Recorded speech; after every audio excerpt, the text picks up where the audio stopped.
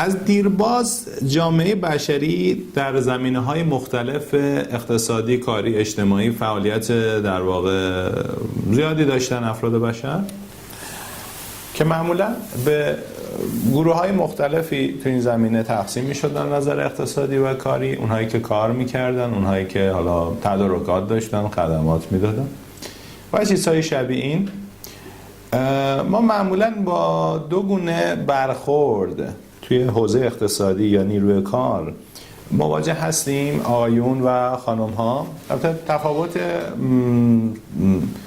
اجرایی خاصی در این زمینه وجود نداره، ولی خب به هر حال تفاوت‌های فیزیکی و تفاوت‌های در واقع فرهنگی ممکن استش که محدودیت‌ها و یا اجازه‌هایی رو در واقع بده که افراد بشر، خانم‌ها و آقایون، بتونن کارهای گوناگونی رو انجام بدن. معمولا از دیرباز آقایون کارهای سخت و بدنی رو انجام میدادن، خانم‌ها در کنارش به صورت تدارکات اینها رو انجام میدادن. ولی جهان معاصر و شرایطی که ما داخلش هستیم یواش یواش کارهای بدنی و سخت رو به عهده ماشین واگذار کرد و نقش در واقع آقایون به مرور کمتر شد و بیشتر در جنبه‌های خدماتی، تفکر و چیزهای شبیه این به افراد بشر وارد شدن. اینجا هستش که نقش خانم‌ها به شدت افزایش پیدا می‌کنه، نقش مدیریتیشون، نقش در واقع اجراییشون، کارهاشون، تفکراتشون و کارهای بدنی و غیر فکری که در واقع انجام میدن توی ساختارهای اقتصادی بیشتر جنبه‌های توانایی خودشون رو ثابت میکنن. در واقع ما نیمی از جامعه بشری خانم‌ها هستن که در جنبه اقتصادی فعالیت، حالا چه مستقیم چه غیر مستقیم، فعالیت دارن و قسمت اعظم در واقع تدارکات اقتصادی و کارهای اجرایی رو به عهده دارن. اینجا هستش که ما نگرش‌های گوناگون می‌بینیم. بعضی از خانم‌ها در کارهای خانه‌داری مشغول هستن، شغلی است. بعضی‌ها در شرکت‌های مختلف، تولیدات، خدمات و چیزهای شبیه این مشغول هستند و در این حال با همه این اوصاف معمولا می‌بینید باز وظیفه خانه‌داری یا کمک در خانه یا مسئولیت خانه هم باز به عهده‌شون هست. اینجا هستش که شما راهکارهای گوناگونی رو توی زمینه مختلف برای رشد و به دست آوردن زمینه اقتصادی می‌بینید. متوجه میشین که در سالهای اخیر رشد خیلی خوبی در رابطه با تحصیل علم و چیزهای دیگه در رابطه با خانم‌ها ایجاد شده و از نظر علمی، از نظر به اصطلاح اجرایی بسیار توانمند و توانا هستن در اجرای کارها و موارد اقتصادی. بحث ما در واقع این هستش که چه راهکارهایی و چه سازوکارهایی وجود داره که خانم‌ها میتونن بیشتر اون درگیر بشن، توسعه بدن توانایی خودشون رو، سازوکارهایی رو که دارن و منافع اقتصادی بیشتری رو تو این زمینه به دست بیارن. خب همونجور که عرض کردم خدمتون، تحلیل بازار یکی از این مواردی است که راهکارهای آتی رو در اختیار من میذاره که چه بازارهایی مناسب هستن. عرض کردم خدمتون که راهکارهای آماری داریم، تحلیل آماری داریم. فرضاً من آمار بگیرم که ساده ترینش همین پرسجو هست. پرسجو میکنم که خب چه کاری بهتره؟ واقعا شیرینی پزی یا شیرینی فروشی خوبه؟ لباس خوب هست؟ مد یا چیزای شبیه این. هر جامعه اقتصادی اتوماتیک وقتی که ازش آمار گرفته بشه بهترین محل‌های سرمایه‌گذاری یا کار رو نشون میده. منظورم از سرمایه‌گذاری پول نیست صرفاً، چرا که ثروت فقط شامل پول نمیشه. دانش شما، تواناییتون، موقعیتتون، ارتباطاتتون میتواند تو این زمینه کمک کننده باشه. مثال‌های گوناگونی رو بزنم خدمتون. در واقع شما با بهره‌گیری از محیط اطرافتون و داشتن آمار اون میتونید تو زمینه‌های مختلف فعالیت بکنید. من به عنوان یک فرد در خانه ممکن است بر اساس حالا پرسجویی که کردم ببینم طلا در حال افزایشه. چه بسا بزرگترین افرادی که توی خانواده‌ها کمک به اقتصاد خانواده میکنن خانم‌ها هستن. خانم‌ها هستن که با توجه به شرایط موجود ممکن استش که ذخیره طلایی رو برای خانواده فراهم بکنن، ممکن استش که ذخیره کارآمدی رو حالا به عنوان پول یا چیزهای دیگه فراهم بکنن، حالا بحث صرفه‌جویی هست یا کارهای جانبی هست، خیاطی هست یا چیزهای شبیه. قصد و غرض ما این هستش که شما چجوری میتونید کمک بکنید به اقتصاد خانواده و در عین حال به درآمدی که میتونید به دست بیارید. خیلی وقتا نگاه میکنید خانم‌های خانه از آقایون خیلی بیشتر درآمد دارن و خیلی بیشتر فعالیت میکنن در ساختارهای مختلف مثل لباس، مثل مد یا چیزهای شبیه این.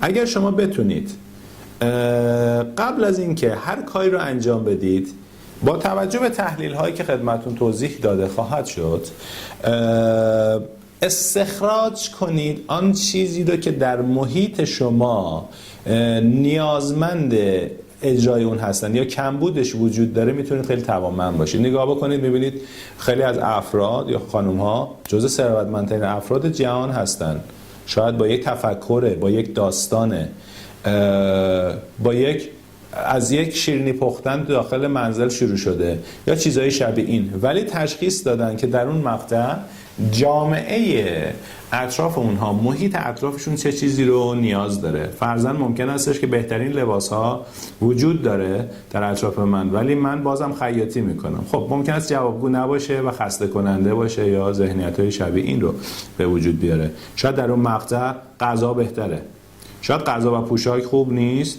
کالای دیگری به اصطلاح وجود داره که شما میتونید اون هماهنگی بکنید.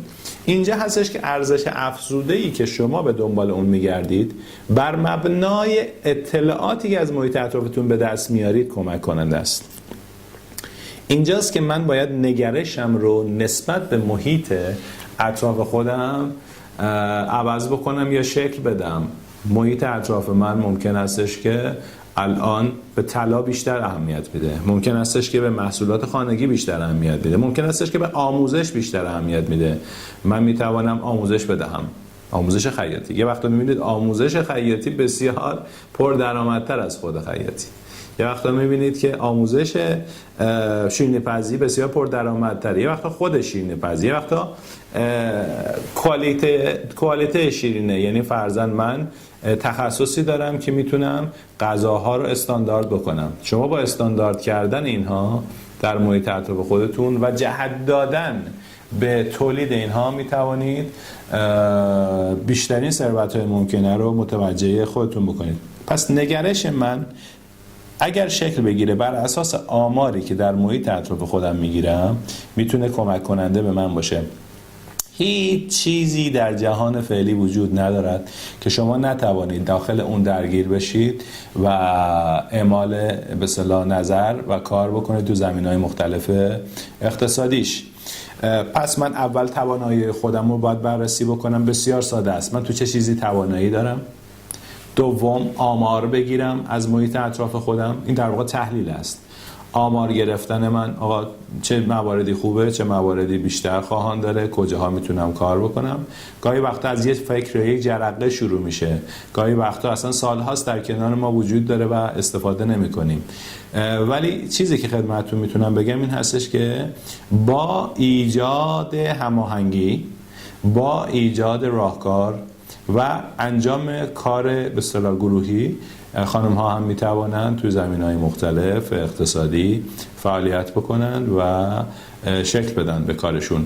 این که من یک تعاونی تشکیل میدم زیاد مهم نیست. این که من تعاونی رو در جهتی که بتونه کمک بکنه و محصولات مورد نیاز جامعه‌ام رو تولید بکنه مهم است.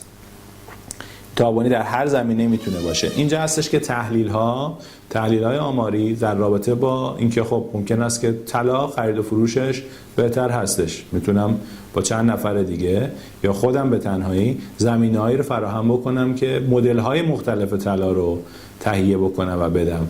مدل‌های مختلف نقره رو، انگشتر، حالا گردنبند یا لباس یا هر چیز شبیه این رو تهیه بکنم. یعنی قدرتی در این چارچوب نهفته است که برای آزاد کردنش اول باید شما جهت و محیط و تارگت خودتون رو تشخیص بدید و بعد از اون وارد بازار بشید. اینجاست که ما به شما کمک میکنیم.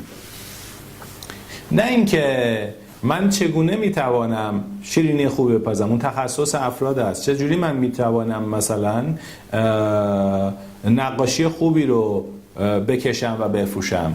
این تخصص شماست. ولی اینکه واقعا نقاشی در این مقطع جواب میده یا چه نوع نقاشی مربوطه، ما میتونیم بهتون کمک بکنیم و شما رو تو مسیری قرار بدیم که درآمدتون به شدت افزایش پیدا بکنه. خرید و فروش یکی از اونهاست، شاید هم بگم تمام اونهاست. در واقع من تولید میکنم که بفروشم، نیازمند تولید هستم، نیازمند چون مصرف کننده هستم نیازمند خریدم هستم. با ایجاد بالانس بین اینها شما ثروت در واقع به دستتون میاد. تولید خانه‌داری، اگر شما توانایی در زمینه خانه‌داری دارید میتوانید اون رو توسعه بدید و آموزش بدید. ممکن استش خیلی افراد وجود داشته باشن که نیازمند اون اطلاعات باشن. شما باید اطلاعات رو جمع آوری بکنید، توی ساختار خودش بر اساس نیاز جامعه شکل بدید و از اون بهره گیری اقتصادی بکنید. اینجا هستش که شما نیازمند اطلاعات هستید، نیازمند الگوهایی هستید که قبلا افراد قبلی استفاده کردن و از اونها سود بردن. شما نیازمند تشخیص هستید که آیا فرضاً درآمد من از اینکه در این منطقه سکنا بگزینم بیشتر است یا در منطقه دیگه. مثال خیلی ساده ایه، یعنی ممکن است که شما در منطقه ای که از نظر اجاره زیاد تفاوتی نمیکنه با منطقه دیگه سکنا بگزینید، ولی تو این منطقه کار شما بهتره، پس بی هدف نباید کاری رو انجام بدید. تولید محصولات، خدمات، آموزش توانایی هستن که خانم‌ها همیشه داشتن، در پا به پای آقایون کار کردن، توانایی مدیریتشون بسیار بالاست. شما چه بسا بتوانید فعالیت همسرتون رو یا فرزندانتون رو در مسیری که بهره‌وری حداکثر داشته باشه شکل بدم. من فقط اینکه غذا بپزم یا کار دیگه انجام بدم مسئولیتم نیست. مسئولیت من مدیریت خانواده است که با برگرفته از آمار و محیط اطراف شکل میده به توانایی که هست. خودم ممکنه مدیر نباشم ولی مدیر خیلی خوبی باشم. اینجا هستش که شما میبینید افراد و خانم هایی که تونستن مدیریت بکنن، تونستن تشخیص بدن محیطشونو و تونستن از مشاوره دیگران در این مسیر استفاده بکنن، بسیار توانمند بودن و همسرانشون، فرزندانشون و حتی خودشون تو زمینه های پا گذاشتن که ثروت زیادی رو متوجه اونها کرده. امیدوارم که در سلسله بحثا بتونیم این قضیه رو خدمتتون بیشتر توضیح بدیم.